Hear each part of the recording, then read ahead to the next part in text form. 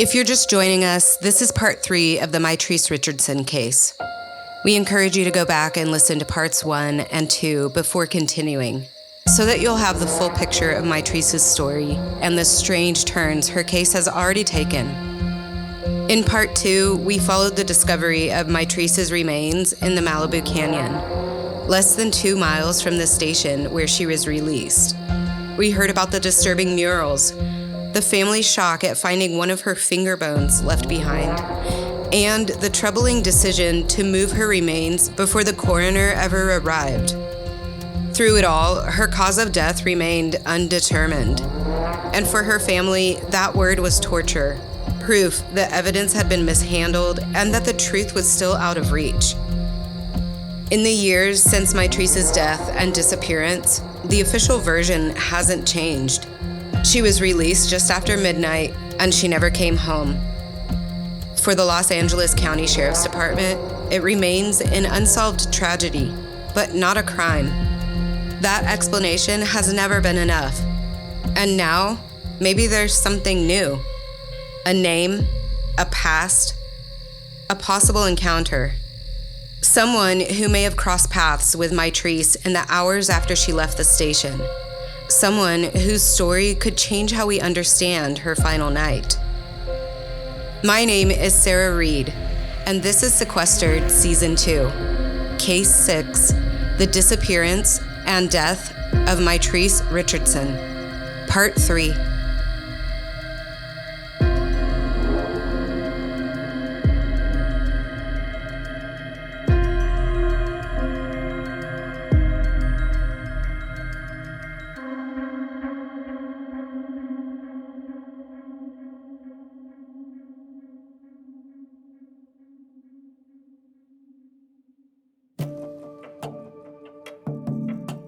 In 2024, a podcast called Lost Hills, Dark Canyon was released and reignited attention on Mitrice's case.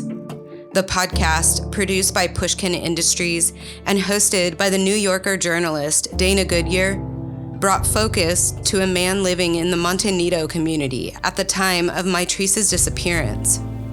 His name was Rick Forsberg.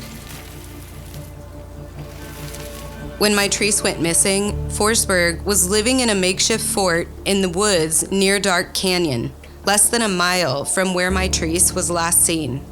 According to Goodyear's reporting, neighbors remembered Forsberg. One even alleged he picked Mitrice up on his motorcycle the night she vanished. The podcast also described a suitcase of women's undergarments found in his camp. It was turned over to the sheriff's department. But detectives declined to test the items inside the suitcase. By the time they arrived, the site was no longer intact anyway. Others had already gone through the encampment, taking belongings and moving things around. So any chance of treating the camp as a clean crime scene was really out of the question by that point. For some, this raised the possibility that crucial evidence had been lost. But in an interview hosted by Cece Woods, Dr. Ronda Hampton, and Rick Forsberg's sister, Pam, offered a very different perspective. During our research, we found several conversations between Cece Woods and Dr. Ronda Hampton discussing this case. We'll share parts of what we learned from those conversations, but I wanted to let you know we've posted the videos on our website, sequesteredpod.com, if you want to watch them in full. You can also read Woods' full investigative series at thelocalmalibu.com. Here's Dr. Hampton at the very start of that conversation. I do want to be perfectly transparent in that I have no idea what happened to Mitrice. I don't know if a civilian abducted and raped her, if a law enforcement officer. I really have no idea. And I think that most of us who are actively involved in seeking justice for Mitrice, when we're honest about it, we don't know what happened. So I will say that I do not believe that she hiked up to that canyon, took off her clothes, laid down, and died of anaphylactic shock. Short of that, the verdict's still out. Hampton explained that years ago, Forsberg's name came across her radar. She appealed to law enforcement to investigate, and though at first detectives dismissed him as just a homeless man, pressure from a deputy and from people in the community eventually forced them to act. Deputies set up surveillance around where Forsberg lived. They interviewed him and the person he stayed with and gave him at least 2 lie detector tests. Here's Dr. Hampton again. I do want to acknowledge that many years ago, Rick Forsberg's name did come across my radar. And at the time, I appealed to law enforcement to please investigate this person because his name is coming up as potentially being aware of something that may have happened to Mitrice. It actually took a deputy to kind of force that issue and compel law enforcement to actually conduct a lie detector test on Rick, which he passed both of them. But so eventually he was cleared because of that. Now, I've known Dana since 2010. I have shared every single theory that I've had, anything that's come across my emails, any suggestion of who may have known something. And Rick Forsberg's name was one of those names. Quite frankly, I don't have a problem with people doing podcasts and sharing Mitrice's story. I just want the story to be right. And I'm forgiving of tiny inaccuracies. That's perfectly fine. But when you get podcasters to lead their following to believe that one particular theory is true, then that becomes problematic. And that is my issue with Dana Goodyear and her podcast, that she has done everything that she can to point the finger at Rick Forsberg and been manipulative along the way. And her audience now has concluded that that is the end of the story, that Rick Forsberg killed Mitrice, and that the family just needs to sit back and just accept it. I do not accept that. I would put that on the list of possible theories, if you will, if we're considering everything. But there's no way in hell that I would stand here and say Rick Forsberg killed Mitrice Richardson. For Hampton, that makes him someone whose name at least belongs on the list of possibilities, but not someone you can point to as a final answer in Mitrice's case. Forsberg's sister, Pam, echoed that.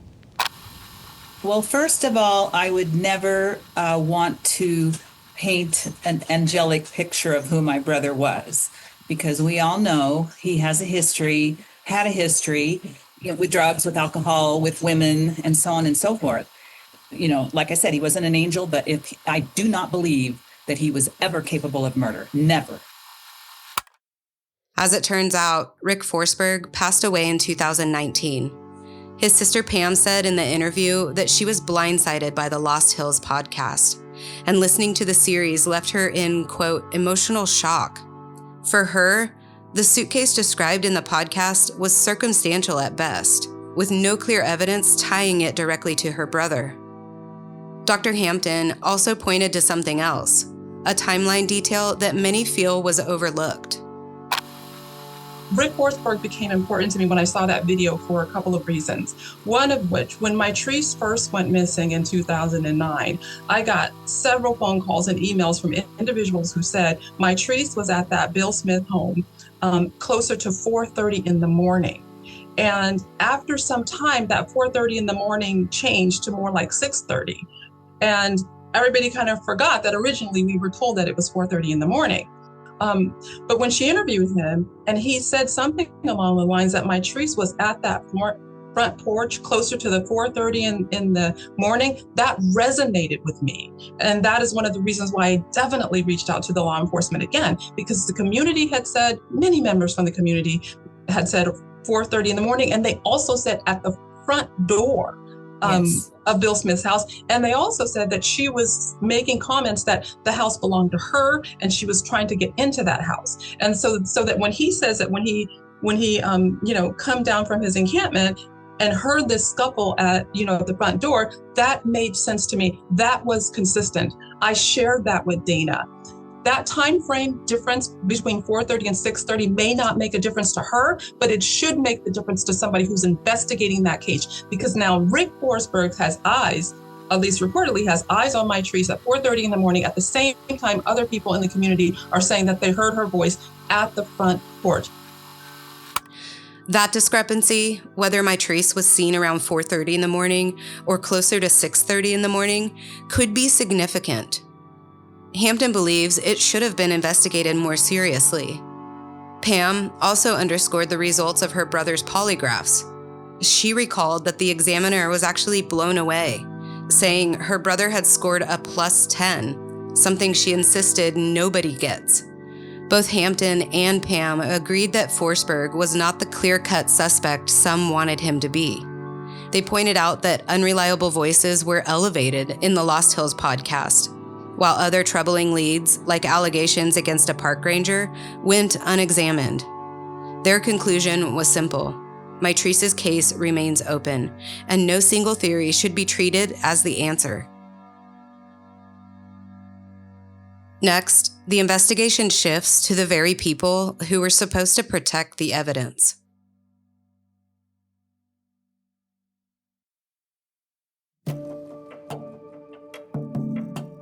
If you want to understand why so many people question how Mitrice's case was handled, you would have to look at the people who were there when her remains were found. On August 9th, 2010, when park rangers stumbled upon skeletal remains deep in Dark Canyon, the Los Angeles County Coroner's Office ordered detectives on scene not to move the body. That order came directly from Assistant Chief Coroner Ed Winter. But according to the Malibu Daily News, that's not what happened. Within hours, Detective Dan McElderry and Detective Kevin Acevedo had moved Mitrice's naked, partially mummified remains against those explicit instructions. A move that violated California law and shattered the very protocols that were put in place to preserve evidence. For Dr. Ronda Hampton, who's been advocating for Mitrice since the day she vanished, it was a decision that changed everything. In a formal complaint, Hampton wrote that the removal, quote, so severely compromised a potential crime scene that the coroner was unable to perform critical analysis at the site. Photos weren't properly taken, samples weren't collected, and the cause and manner of death have been marked as inconclusive. Very strange actions on the day Mitrice's remains were found. And given the condition of her remains, that they were partially mummified, it's like, why would he take the chance of removing her remains the way they did? You know, if there was nothing to cover up, then by all means, wait for the coroners to get there and just like, now you got yourself a real serious case on your hands, right? But to do it the way they did. So you would think. So this is at this time a very high profile case, right? You're one of the homicide detectives involved in this case. You have naked skeletal remains in a remote area, not too far from where she was last seen. Mm-hmm. And now you have potentially, her remains. I'm thinking as a homicide detective, now this is your job. This is what you do. This is what you do well. This is, so why? He should have been happy at that point that he had something other than a missing persons case. Not that was the best, but that's his job. Like, that's what he wants. Exactly. He wants a situation like this. Okay, you got a situation like this. What gives? And why are you trying to mess it up? Okay, Jesus. Right. And he has the opportunity, he or they, we're talking about him right now. So, you have the opportunity to do your job well, to rectify some of the chaos that has been going on in this case from the very beginning. You have the opportunity to do that, and you choose not to. You choose to remove her body, placing her body in the body bag, placing her clothing that was not on her, that it was downstream a bit, placing her clothing inside the body bag. And not only that, there was hair that was kind of throughout the little creek bed, taking that hair, which you can't verify that it was hers at that point because it wasn't on her head, and putting that in the body bag, zipping that body bag up and sending it off. Something is so wrong with all of that. And this wasn't just hindsight. Back in November of 2010, Ed Winter himself told the Los Angeles Times he was, quote, very clear that deputies were not to remove the remains, and that he could not recall another case where law enforcement ignored coroner authorization. He warned that state law may have been violated. Winter said he was shocked to learn the skeleton had been taken to a sheriff's station within minutes of his directive. Sheriff's Homicide Captain Dave Smith defended the decision, saying poor radio reception had prevented Winter's orders from reaching the team in the canyon, and that animals might have disturbed the remains if they were left overnight. But according to a KCAL News report from November 7, 2010, deputies later struggled to relocate the site, and additional bones weren't recovered until 2 weeks later. In July 2011, Mitrice's body was exhumed so additional bones could finally be placed in her casket. Around that time, her mother, Lettice Sutton, filed a second lawsuit against Los Angeles County. According to NBCLA, the suit laid out the coroner's ignored directives, the improper removal of her daughter's remains, and even the shocking discovery her family had already made when Sheriff Lee Baca walked them back to the recovery site. For Lettice, those details weren't new, but by putting them on record, she was making something clear. Not only had the remains been mishandled, but the family may have been misled about what really happened in that canyon. Hampton's complaint didn't stop there. She pointed to new court findings in an entirely different case, one that had nothing to do with Mitrice, but everything to do with the detective who moved her remains. In November 2023, a man named Miguel Solorio was exonerated after spending more than 2 decades in prison for a murder he didn't commit. As the Malibu Times reported in April of 2024, journalist Judy Abel uncovered that Solorio's wrongful conviction hinged in part on false testimony given by Detective McElderry. The prosecution never corrected it. The defense never challenged it. And Solorio lost 23 years of his life because of it. Dr. Hampton says that discovery, along with a prior complaint from another man, Miguel Gutierrez, who also accused McElderry of misconduct, should make every case he touched worth a second look, including Mitrice's. In her words, quote, "It should not be the case that Detective McElderry gets to walk away free and clear while the department is aware of his actions. There should be great concern for any case that he has investigated during his tenure with the LASD." These weren't just procedural missteps. They were wounds that never healed for Mitrice's parents, each one deepening the sense that their daughter's life and her death had not been treated with dignity.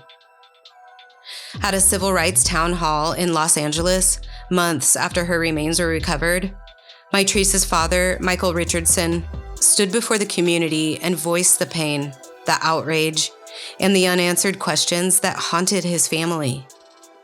Here's that coverage from NBC LA. Last September, park rangers found Mitrice Richardson's remains in Malibu Canyon, 11 months after she disappeared following a misdemeanor arrest and release from jail in Malibu. Tonight, a concerned crowd filled a civil rights meeting about her unresolved death investigation. Front and center was Mitrice's father. If I have to stand out there and beat a snare drum and expose my unphysique body to get to attention to this case, that's what I'm going to do. This man's daughter is sitting in a grave because somebody in the police department did not do their job. And so LA County Sheriff Lee Baca explained why his deputies released the possibly bipolar Richardson without a car or cell phone after midnight almost a year ago. There was no indication from the reports that we've reviewed that she was inebriated or performing as an individual that needed some additional assistance psychologically. Even the removal of Richardson's remains is drawing scrutiny now. Bottom line, Mitrice Richardson, who could have been anyone's daughter here tonight, has not been forgotten. When we talk about we laid Mitrice to rest, I hate to say this, my daughter is not resting. The room is restless. The anger is palpable. This wasn't just about Mitrice. It was about trust in a system that was supposed to protect. And for Michael Richardson, it was about a father demanding the truth for his daughter. And that pattern wasn't lost on Dr. Ronda Hampton. In 2015, she took her fight higher, submitting a formal complaint to then California Attorney General Kamala Harris, asking her office to investigate potential misconduct by the Los Angeles County Sheriff's Department. Over 500 pages of evidence were submitted. Witness statements, missing records, police violations. 6 weeks later, Harris's office responded. No action would be taken. The letter read, "The records you provided do not create a reasonable inference that the actions of the LASD violated the law." Hampton was stunned. How could 500 pages be reviewed that quickly? Was this a real investigation or just political damage control? For some context, at the time, Harris had endorsed Sheriff Jim McDonnell, who was leading the department during the period in question. And as she was preparing for her U.S. Senate run, public scrutiny started mounting. Local news outlets began asking questions, community backlash grew, and suddenly her office reversed course. Kamala Harris agreed to reopen the case. But nearly a year later, after Harris won her Senate seat, her office quietly closed the case again. It was the same conclusion: no wrongdoing, no accountability. To some, it felt like betrayal. To others, it was confirmation that the system would protect itself no matter who was in power. Stay with us. When we return, we'll go back to the canyon and to the questions that have never gone away.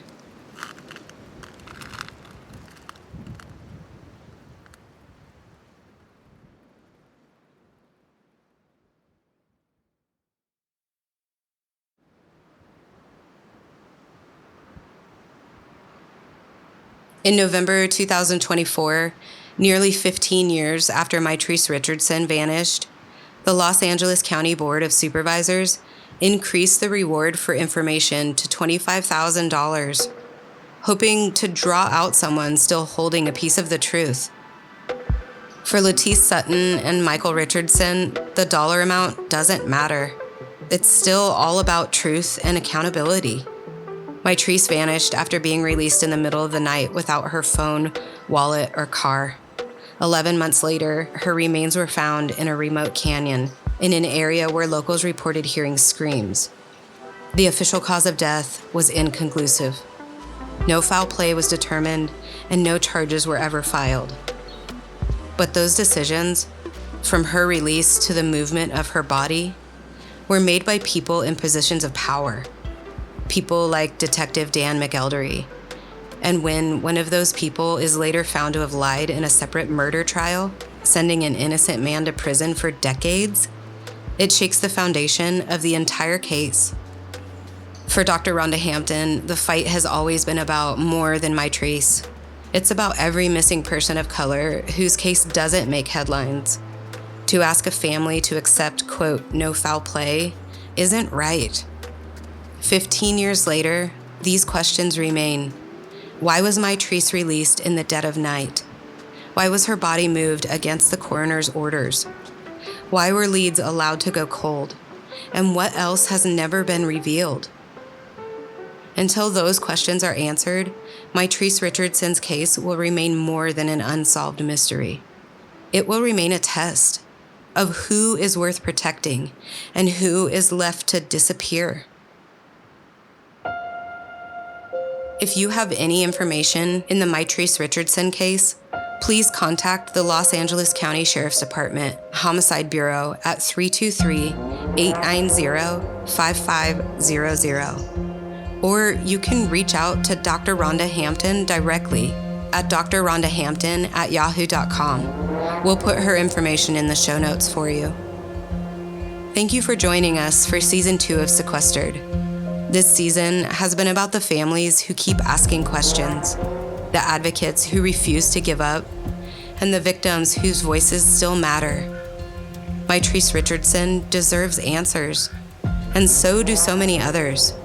If her story, or the stories of Tanetta Carlisle, Brandy Hall, Tara Calico, Suzanne Morphew, or Zeb Quinn moved you, please share this season with someone. Because the more people who know their names, the harder it becomes for those stories to be forgotten. We have some exciting new things ahead, so make sure you're subscribed. And please take a moment to leave a review for this season. You can also visit our website to see photos and videos connected to each case at sequesteredpod.com. I'm Sarah Reed. Thanks for listening.